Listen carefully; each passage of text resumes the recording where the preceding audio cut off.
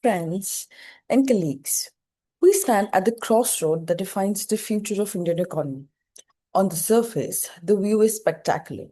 We are the world's fastest growing major economy with a GDP growth estimates of 6.6% to 7.4% for the financial year 2026. Our exports have hit a record of $825.3 billion, and our billionaire count has climbed up to 200. But beneath this global bright spot lies a fracture and what we call as the 2026 paradox.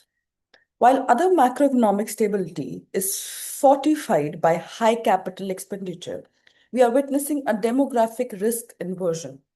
The engine of wealth generation is running hot, but it is not pulling enough and everyone along. The first topic we have today is the crisis of contrast. Let's look at the elephant in the room. Wealth concentration versus our tax base. Today, the top 10% of earners capture 58% of the national income.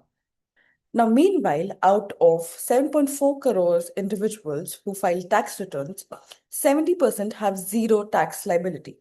In a nation of 1.4 billion, only 2.24 crore people, just 1.6% of our population, actually pays income tax.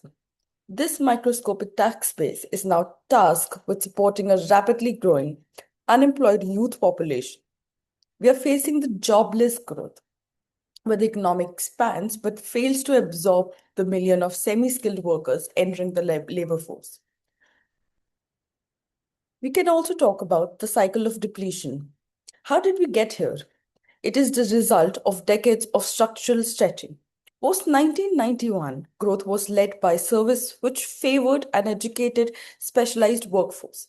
In 2026, we see AI-driven industry demand violently colliding with an obsolete rote learning system. This has created a cycle of depleted human capital. High inequality leads to underinvestment in basic schooling from lower income households. This decreased proficiency and the depression of skill proficiency leads to lower labor productivity and ultimately results in the intergeneralization or intergenerational stagnation where a parent's earnings strictly determines a child's future. Also, we can talk about the budget of 2026. The upcoming 2026 budget cannot just be about financial discipline or fiscal discipline for that matter. It must be about human capital as national infrastructure. We have hard-won stability to protect, with a fiscal deficit target pegged firmly at 4.4% of the GDP and the sustained capex at 4%. To succeed, we propose a two-pronged strategy. The short-term target for 2027 should be we must expand our production-linked incentives to labor-intensive sectors like textile, agro, and processing, as well as the green hydrogen to immediately absorb the semi-skilled labor. The long-term target, the target of 2030, should be that of where we must replace rote learning with AI-aligned vocational training by integrating the National Skills Qualification Framework directly into early schooling. We have to stop bleeding of jobs today while curing the disease of skill deficiencies for tomorrow.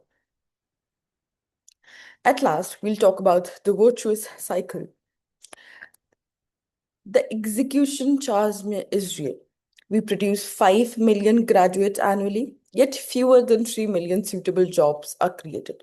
Industries often prefer automation over training unpolished graduates. Now, this must change.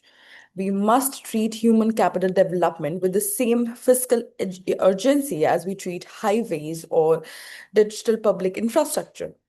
By aligning the PLI plus NSQF models, we can elevate skill proficiency. We can unlock youth employability and broaden the tax base. The demographic dividend is not a guarantee. Without this alignment, it is a ticking time bomb. But with bold execution in Budget 2026, we can turn that paradox into India's ultimate economic engine. Thank you all for your time here.